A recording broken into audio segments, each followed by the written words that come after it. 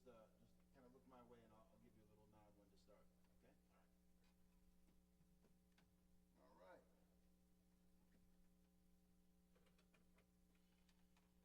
You'll do good. Believe in me. Just make sure that who's calling it? Make sure that the film is ready. Are you guys all good? Cool. They're all good. All good? Okay. All right. You good, Dom? Yeah.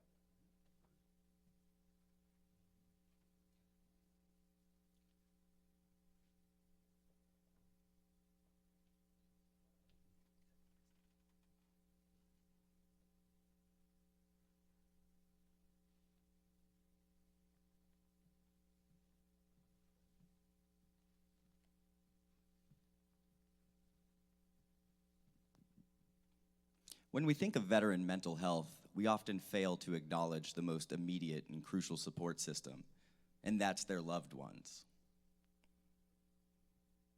Just give me a second here, my bad. I was just making sure you was fine. Nothing, I was joking. Give me 1 second, let me hit that again. Yeah. I got it, yeah. You don't want to have to cut anything. Yeah, let me make that easier. My bad, guys. Everyone's phone is off, right? I'm just waiting for a call. I might have a call in the middle and see if this Actually, I did that intentionally so we could take care of your phone. Okay, perfect. Guys, we're trying to run a business, an organization. Can we be serious? All right.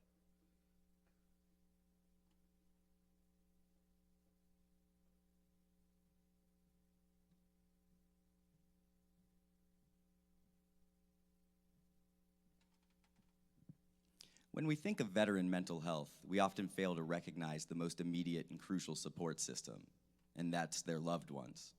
And their loved ones not only have to carry their own individual weight, but they're forced to take on the weight of their veteran and carry it as well.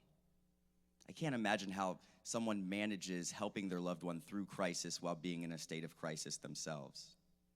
But I know someone who did not just that, but they managed to use their experiences to help others and at the same time maintain their self-identity.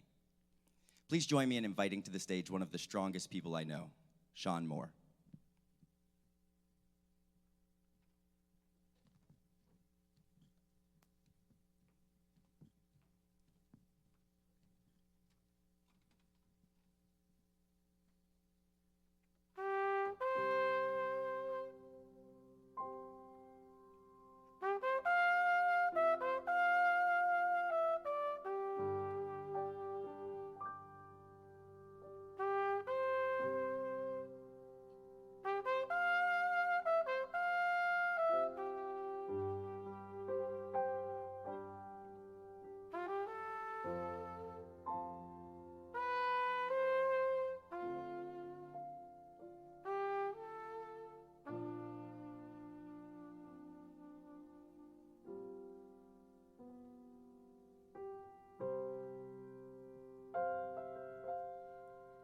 I met my husband in the spring of 2013. At the time, I was a police officer, having graduated the academy 7 years prior, at the ripe age of 35. I didn't grow up wanting to be a police officer. It was a way to support my daughters and I. I was so green and trusted everyone. My fellow officers would tease me by getting on the radio and asking if anyone was driving the patrol car because I was so short. I had never shot a gun before or been in a fight prior to the academy. To this day, I cannot believe I made it through. Looking back, this was all his plan. Being a police officer changed something in me. That sense of responsibility never goes away. Protecting the thin blue line is something that is ingrained in me. I am thankful to have had that, as I don't think that I would have made it through that fateful day on August 9th in 2017. Bryan, my husband, was medically retired from the Army after 23 years and 7 deployments to Afghanistan. Our first date went something like this. Bryan said he had PTSD, was a recovering alcoholic, and lived with his parents. I thought to myself, no problem, I can fix all that. 6 weeks later, I found myself trying to talk him out of a flashback. He was in a closet, searching for his gear. He thought he was being deployed. I quickly learned that I had no idea how to fix it. I found myself putting my police officer hat on. It was easier to compartmentalize and figure out what to do, which of course still didn't fix the issue. The first year of dating, he ended up in a 7-week-long program for PTSD. We figured out that both our issues, mine from being attacked by a dog on duty and his from combat, were triggering each other. We split up and both of us started therapy. Several months later, we got back together, vowing to stand by each other, and we got married in August of 2015. 2 years later, almost to the day, I experienced the worst day of my life.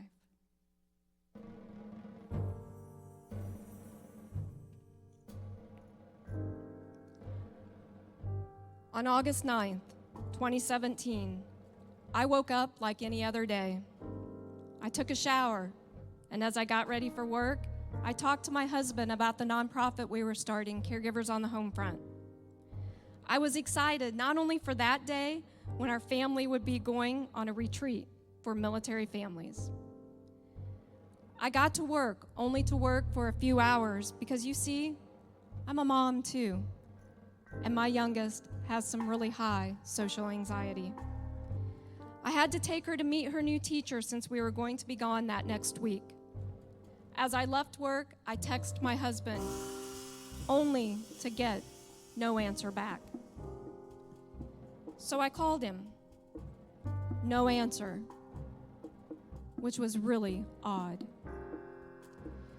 To this day, I can still remember how the sun felt on my face through the windshield of my car and the exact place I was on I-35 North when I got this horrible gut feeling that today was not going to end well and that my husband was in trouble. I took care of my mom duties at the school, checked my phone for a call or message from my husband, and when I didn't see it, I went into police officer mode. I told my older daughter to take the youngest home because I needed to find Bryan. Looking back, I have no idea how unconsciously I knew that he wasn't home. What I do know is that it felt like I would be looking for a needle in a haystack. Then I remembered that I had set up our cell phone service to be able to track my kids, and that his phone was on it as well. When I pulled up his location, it solidified what I already knew. My husband was in a bad place mentally. He was on a dead-end road with nothing around him and no reason to be there. As I drove to that location, I texted one of my friends who repeatedly told me I shouldn't go by myself. I told her I was used to responding to calls like this. She pointed out that I did not respond to calls daily that involved my family. I reached out to a fellow police officer, friend, and veteran who I knew. With no questions asked, he said he would meet me. As I got closer to the dead-end road, it was eerily similar to the scenes I had been on. I noticed my husband's truck at the end of the dead-end road. It was facing me. The door was open. My brain jumped back in time to what that picture has meant in the past, a self-inflicted gunshot wound. I jumped out of my car. My friend was on the phone with the police. I hit my knees, screaming, "No, no." I thought for a moment in time my husband of not even 2 years was gone. But my friend was yelling at me, and it finally registered that he was saying he was alive and down there. Down there was near a creek with a bridge over it. I ran through the tangled web of bushes with thorns up to my chest. I saw my husband sitting on the bank, his feet still in the water, his shirt off, looking dazed. I got in front of him, my own feet hitting the spring-fed creek. I can still feel how the cold water was on my feet to this day. Another one of my friends was standing in the creek as well. I looked around, as that is what all good officers do, assess the scene. My husband's green shirt was in the water. So too was a blue tie-down strap. I looked up, and it hit me what happened. I mouthed the words to my fellow officer, and he confirmed what I thought was true. I spoke with my husband, who asked me where he was. He had no recollection of what had happened. I hear sirens. The cavalry is coming. We walked him up to the road, and suddenly fire, EMS, and police were running towards him. It freaked the fuck out of my husband. I shouted to them, "Stop, you're scaring him. He's not a threat to you, please. He's a veteran with PTSD. Maybe it was good that I was an officer because they listened. It was like the moment stood still.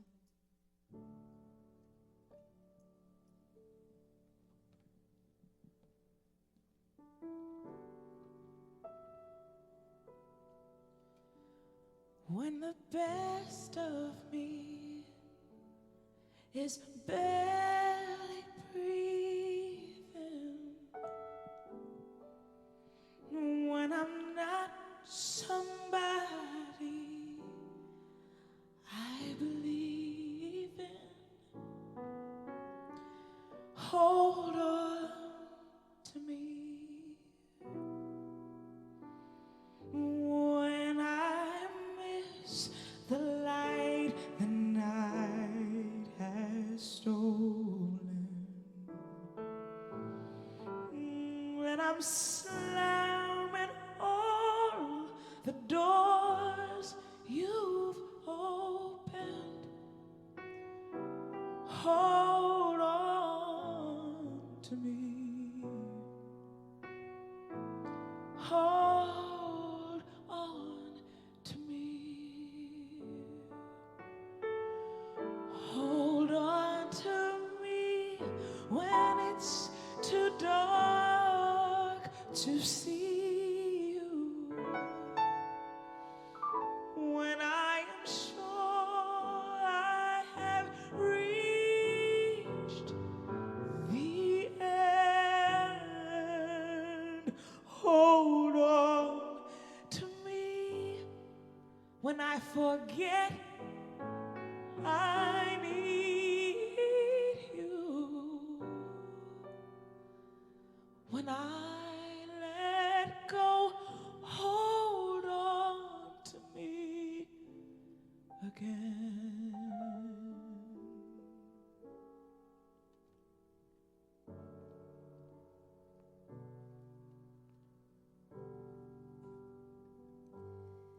There are God moments in times like these, if you look and pay attention.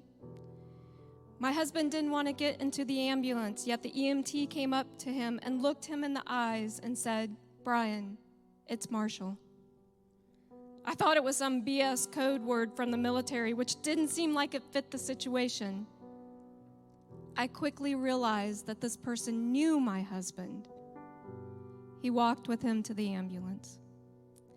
After answering some questions from the police, I went to the ambulance, which by then smelt like a brewery. My husband had been drinking, something he hadn't done in 3 years. Yet he didn't remember drinking. I asked Marshall how he knew my husband, and he quietly said, "North Oak Group." Come to find out, this wasn't his route. His route was more than 45 minutes away. He was filling in for a colleague. He had never worked that route before. God, I see you. I rode in the ambulance to the VA ER with Bryan. We were dropped off, And I don't know, it was because I was an officer, but no one gave a report to the doctor.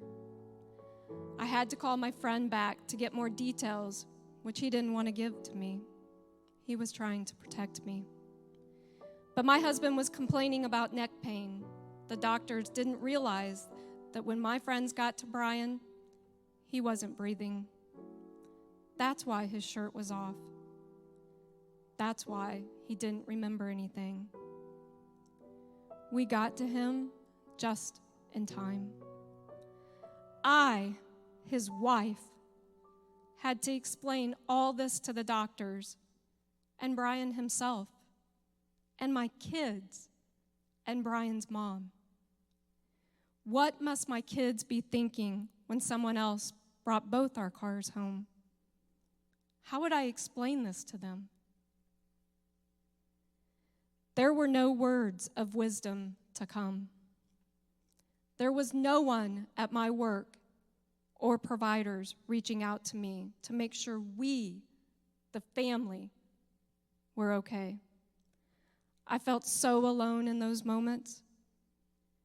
We were left with the aftermath, walking on eggshells with the incredible burden of making sure our veteran stayed alive. For 3 months afterwards, I didn't leave the house. I didn't go back to work for 3 months, scared that if I did, he would attempt again. I didn't want him to leave the house, scared that if he did, he wouldn't come back. The one thing that I did have, family caregivers. I owe them my life. We must know who our people are. I am so grateful that I went ahead and started back to college on that day. I didn't think that the following Monday I would be able to do so, but I needed that for me. I made it my mission to change systems, bring mental health and wellness programs to others in similar situations, to make sure our family members are seen as well, to make sure our community and providers understand they must reach out to family members as their mental health is at risk. This is generational trauma. That mission is behind all we do at Caregivers on the Homefront.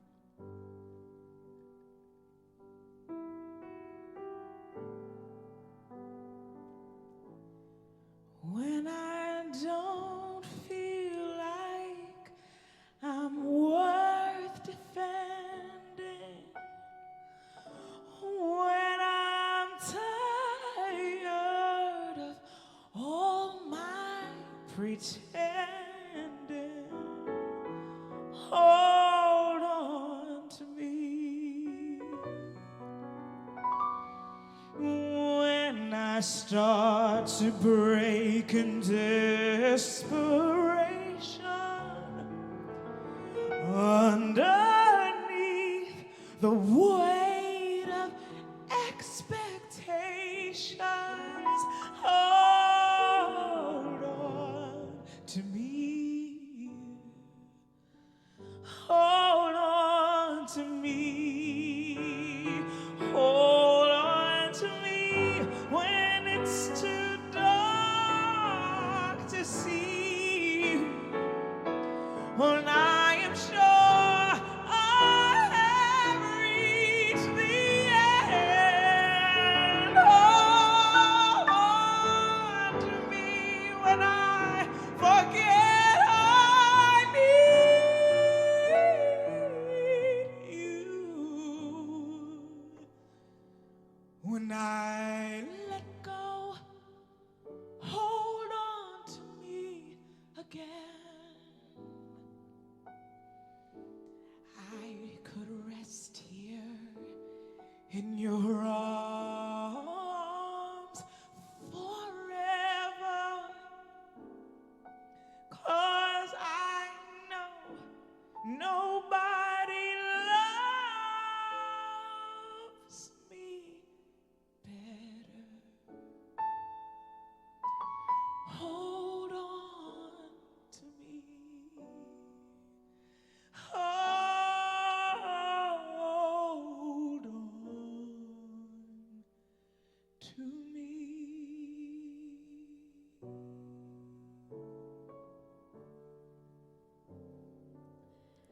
Our veterans do not heal in a vacuum, and their first community is their family.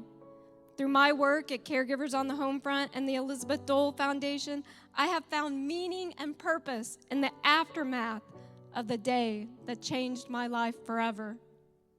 We still have a long way to go, but each of you can help move the needle to be inclusive in supporting the entire veteran family.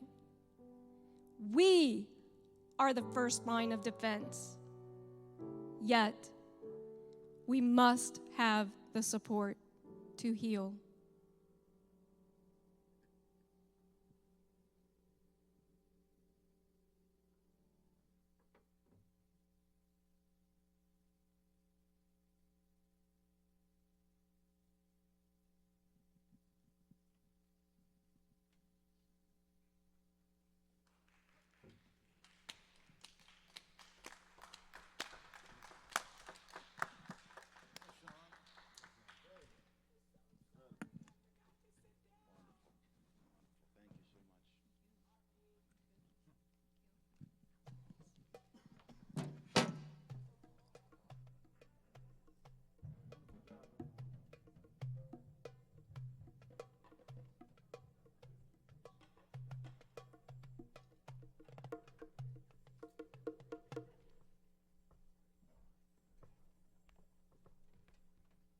Did I fuck it up?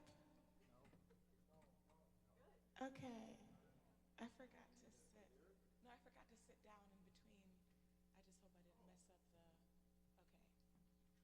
You don't have to do it again. Okay.